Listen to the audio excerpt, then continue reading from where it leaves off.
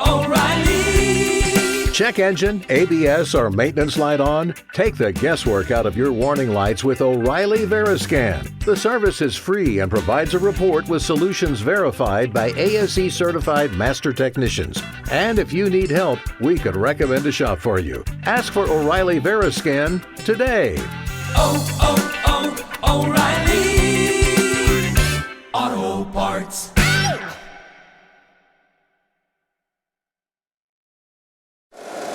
Every team, every topic, everywhere. This is Believe.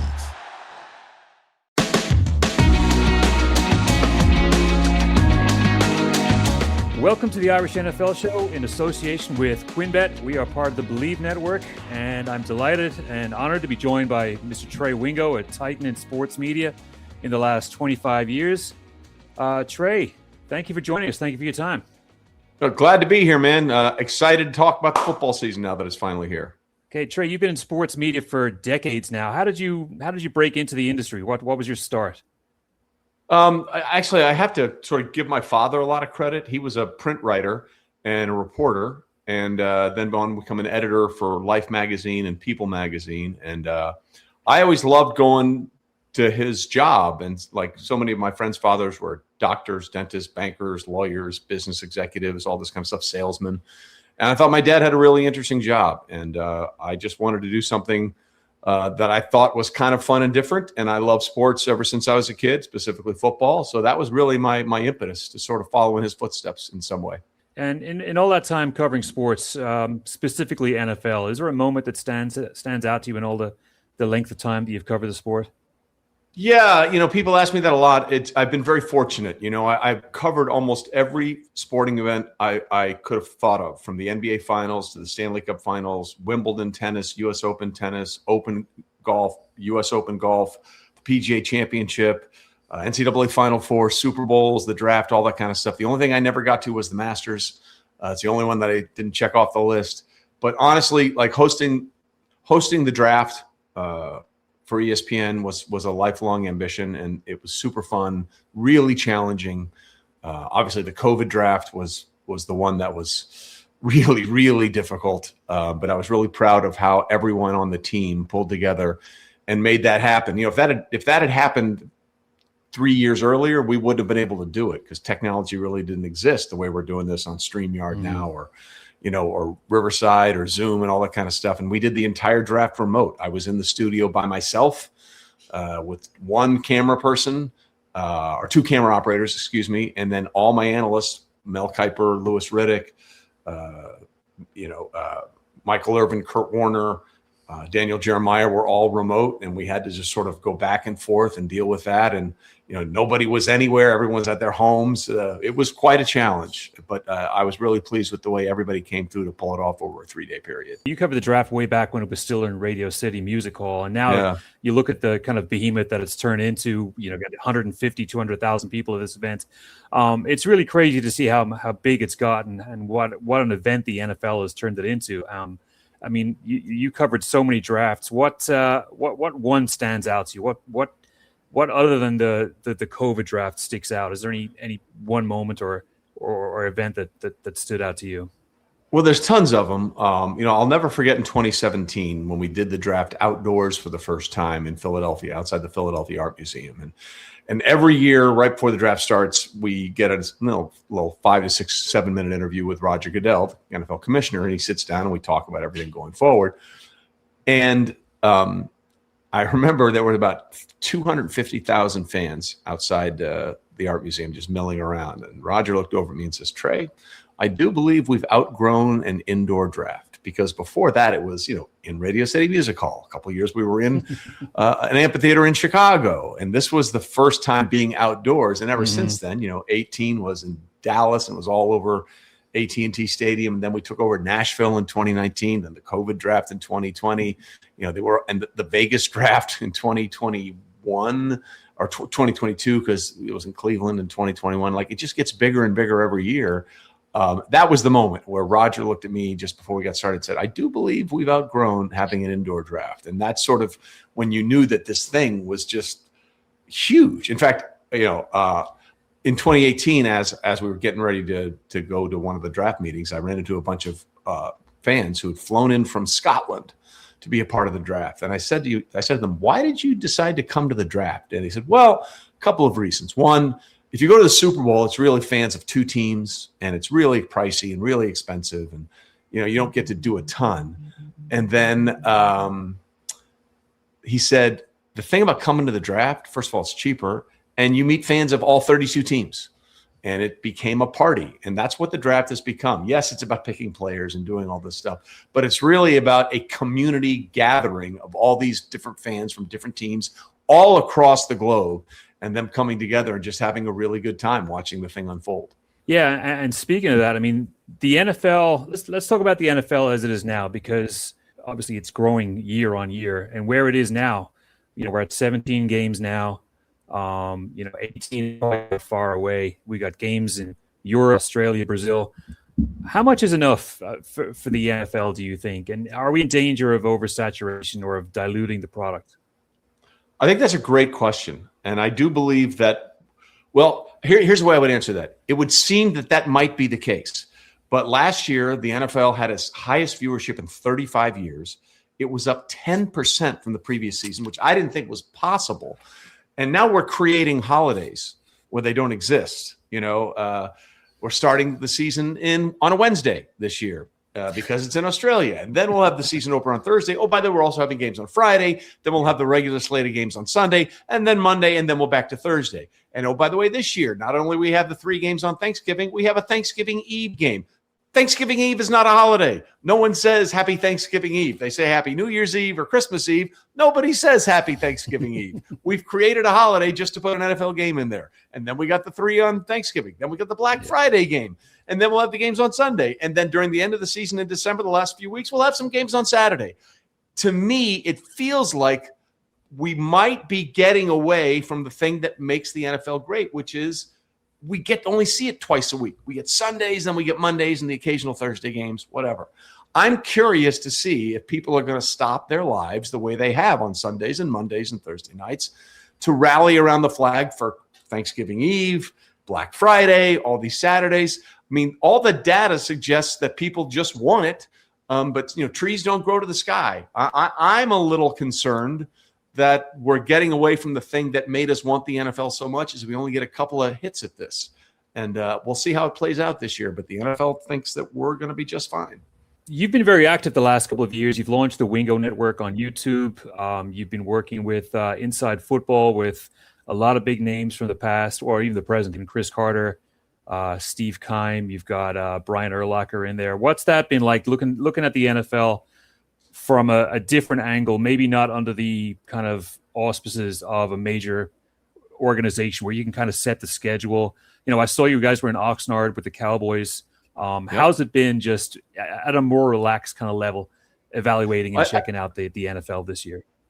I think what you just said is really interesting for someone who's been in this as long as I've been, and that's set the schedule, right?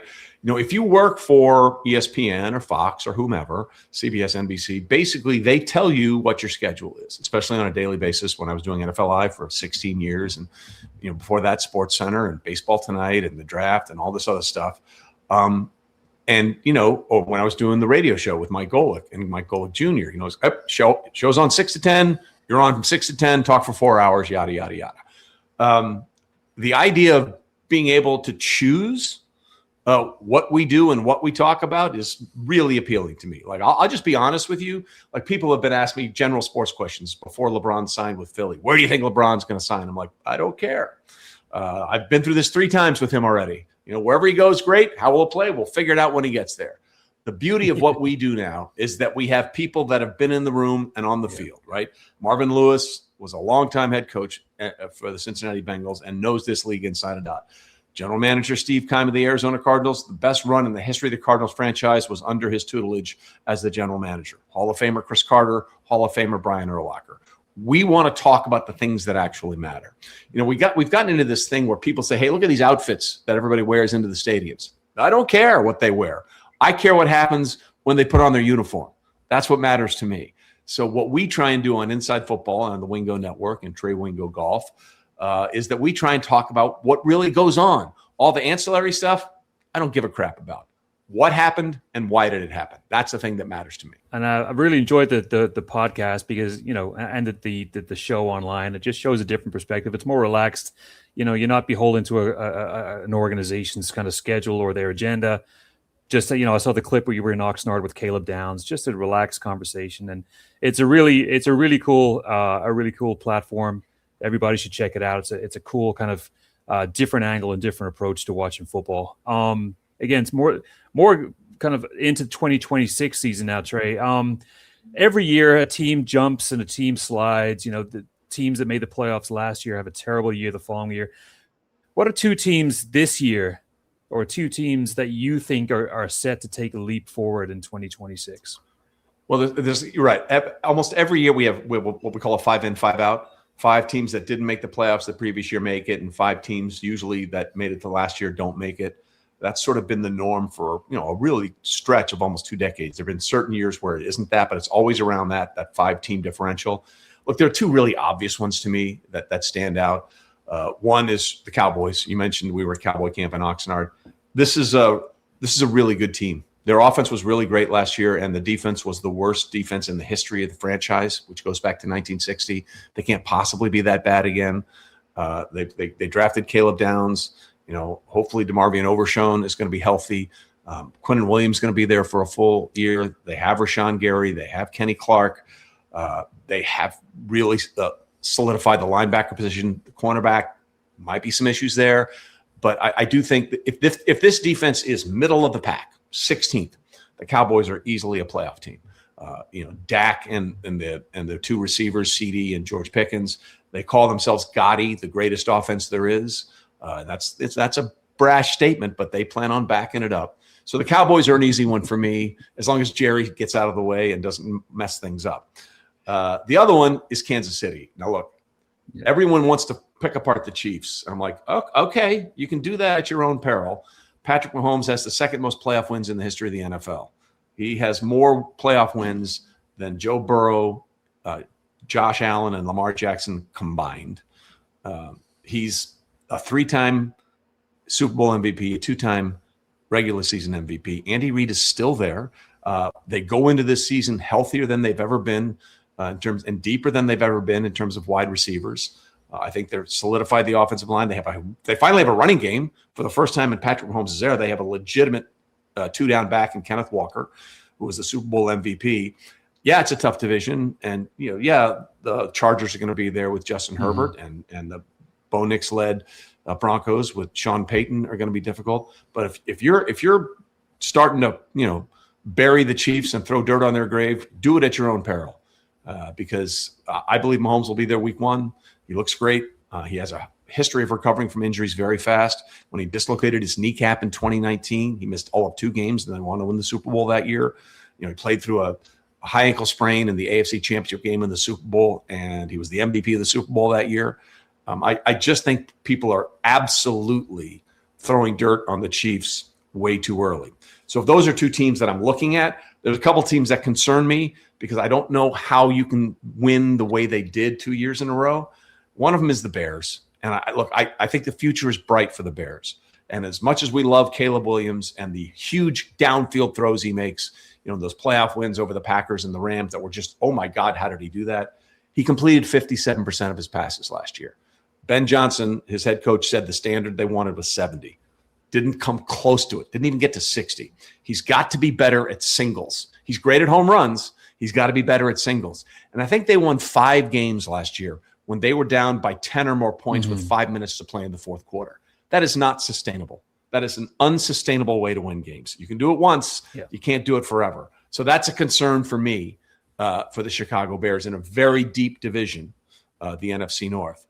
You could make the same argument for the Broncos. I think they went 11-2 in 1-score games, and some of them are absolutely crazy. The Broncos may be a better team this year, and they're probably not going to win as many games as they did a year ago. We saw that with the Chiefs the year before when they went to their 3rd straight Super Bowl and got slaughtered by the Eagles 40-22. They had won an NFL record, I think it was 19 straight 1-score games. They won exactly 0 1-score games the next year. You can't count on that year in and year out. The Bears and the Broncos can't count on winning the way they did last year. So those automatically are two teams that I have concerns about. I'm pretty much the same as well. Teams like the Panthers, and you look at teams who made the playoffs last year and probably are not going to make it again in 26. I would argue maybe the Panthers, 6 of their 8 games were they won by 3 points again. That's not going to happen again. So I would be concerned if I was a Panthers fan. Couple of other kind of storylines with the league. Aaron Donald, it's the worst kept secret that he's coming back. How scared should the rest of the league be by a team like the Rams with Donald back there with Myles Garrett? It should be illegal. It should literally be illegal for Aaron Donald and Myles Garrett to be on the same defensive line. When we were out there at Rams camp, it was the day after he was in for a workout. And because he wasn't a member of the team, if he works out on the facility, they have to label it as a tryout. So I asked Sean McVay, the head coach, I said, how did he look? And he said, well, you mean for the tryout? He said, yeah, that was yesterday. We have to, by rule, we have to say this person was in for a tryout. Greatest tryout I've ever seen. Greatest tryout in the history of tryouts. Look, let me put it this way. The Rams were the only team that could score on the Seahawks last year down the stretch. If you go look at the last 7 or 8 games of the season let's say 8 games, or let's say 9 games, the last 6 games or 5 or 6 games of the regular season and the playoff run that the Seahawks were on, they gave up no points to anybody except the Rams twice. In that crazy Thursday night game where the 2-point conversion that it turned out to be was the decider and who gets home field advantage in the NFC Championship game. The Seahawks last year gave up 17 plays of 30 yards or more defensively. 10 of them were to the Rams. Okay, so you have that offense with Matthew Stafford playing as well as he's ever played. They're deep at wide receiver. And now you put in Myles Garrett along with Aaron Donald and the rest of that offensive line, which is pretty young. They also go get the 2 corners from the Chiefs in Trent McDuffie and Jalen Watson. If that defense is a top 12 defense, that's the best team in football. It's the best team in football. And I don't know how anyone who are you going to double team on that defensive line? Are you going to double team Aaron Donald, who's used to double and triple teams his entire career and is still the most dominant interior defensive lineman maybe we've ever seen in the NFL? Or are you going to take down arguably the best defensive player in football and double him and Myles Garrett, leaving all those other guys open on one-on-ones on the other rest of that defensive line? I mean, good luck to O-line coaches trying to figure that shit out. Yeah, absolutely. A couple other interesting storylines. I mean, you got could be the swan song for Rodgers in Pittsburgh. A perennial, 9-8, 10-7 team. You think he's got enough to tip him over the edge and bring him a little further into the playoffs, or is it just it's going to be one of those seasons where he can't muster up the magic that he used to have? Listen, I've heard for 4 years it's going to be Aaron Rodgers last year. Right? We've been doing this for a while. I'm only going to play with the Jets. I'm only going to come back with the Jets. Knee injury or torn Achilles in the second year, and then last year with Pittsburgh was going to be his last year, and now he's back for one more year. Pittsburgh is interesting to me because I think they were victims of their own success in some levels. Mike Tomlin was such a good coach that he got more out of that team than most coaches probably could have, which was good enough for them to go 9-8, 10-7, make the playoffs and not have the quarterback to take them over the edge, whether it was Russell Wilson or Kenny Pickett or Mason Rudolph after Ben Roethlisberger retired. And you can't really reset the mechanism until you're bad enough to go get another franchise quarterback. So I don't know what Aaron's going to be. I know that he can't do the things that he used to. That great fake right roll left and hit Jordy Nelson over the top, which was a standard in their playbook. There are times when Aaron looks like Aaron. There are other times where he looks nothing like he used to be. And that comes with age, and that's fine. It's understandable. But I can't tell you what I believe Aaron Rodgers is going to be. I don't know. I'm not sure their receiving core is that deep. You can't sell mediocrity to the Yinzers of Western Pennsylvania.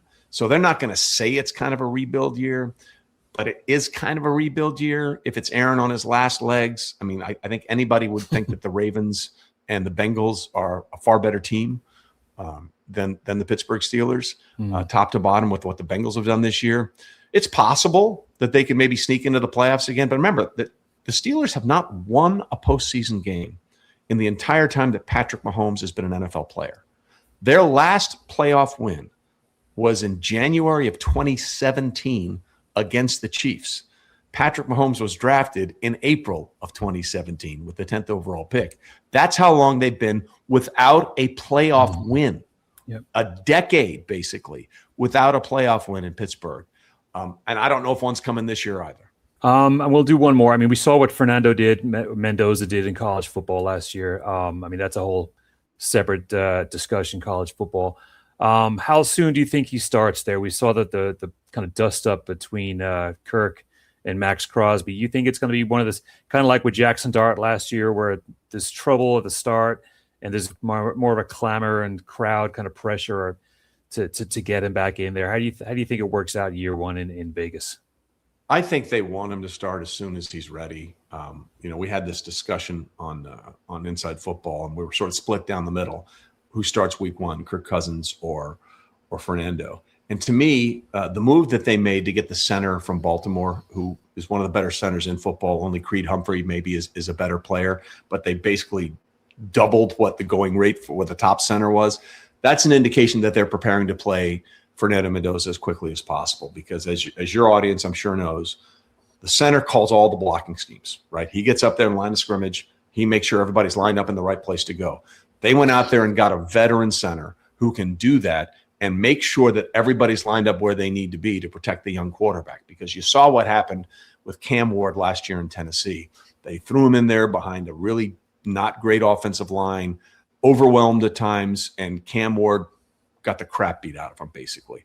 Kind of David Carr syndrome his rookie year. I think he was sacked 77 times, which is just a ridiculous number, or 76, whatever it is. And I think they're making sure that doesn't happen to Fernando. So by getting the center from Baltimore, I think, to me, that's a clear indication that as an organization, they want Fernando to play as soon as possible. Anything about the NFL as it's constructed right now that you would like to change? Is there anything that you don't like how it's organized or how it's done right now? Well, I mean, again, I think the specialty of owning 1 or 2 days of the week is what makes the NFL great. I mean, Brian Rolap, who's now the PGA Tour CEO, is going to be the commissioner of the PGA Tour next year, came from the NFL. He was number 2 in command behind Roger Goodell. And he talks a lot about the scarcity model. And that's what they're applying to the PGA Tours. They're reworking this whole thing through 2028 when it all starts. We want people to miss it, right? We want people to miss it. And it's hard to miss it when it's played every day of the week. So I'm a little concerned about that. The other thing is, whether it's good for the game or not, 18-game regular season is coming. The NFL has always said we operate under a 20-game system, whether it was a 14-game schedule back in the 70s with 6 preseason games, which seems ridiculous now, or a 16-game schedule with 4 preseason games, or a 20-game schedule with 17 regular season games and 3 preseason games. So the NFL will try and sell you on, well, it's 20 games one way or the other. It's not the same. You got guys playing in preseason games that are playing just because we got to play the games, and they're not going to make the roster, and everybody knows it, right? That's what that is. So you can't compare what we're going to see in these preseason games as opposed to what's going to happen in regular season games. It's coming. The NFL is basically the collective bargaining agreement isn't up till after the 2030 season. It's 2026.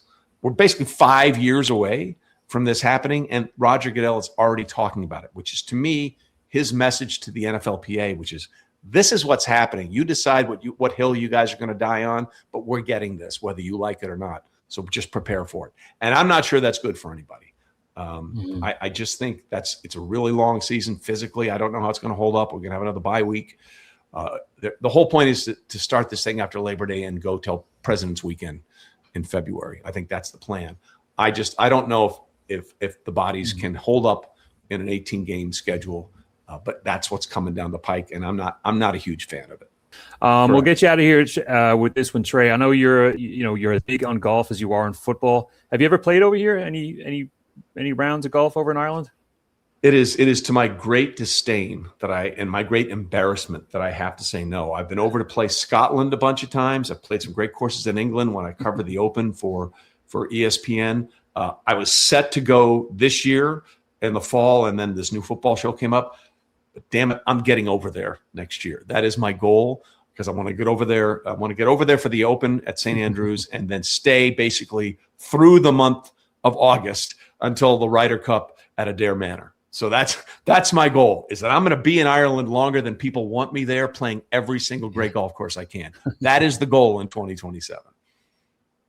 Trey, thank you again for your time today. Check out the Wingo Network, the Inside Football. You'll see that there. He works with, or he's been working with, like I said earlier, Steve Keim, Brian Urlacher, Chris Carr. It's a great kind of breakdown of where football is right now from a much different perspective, more relaxed, more player-friendly, in my opinion anyway. Trey, thank you again so much for your time. Really appreciate it. Anytime, man. Always good to catch up with you. And just anytime you need me, just let me know.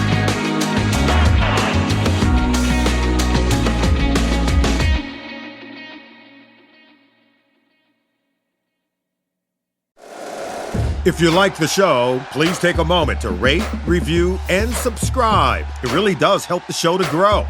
Thank you for listening.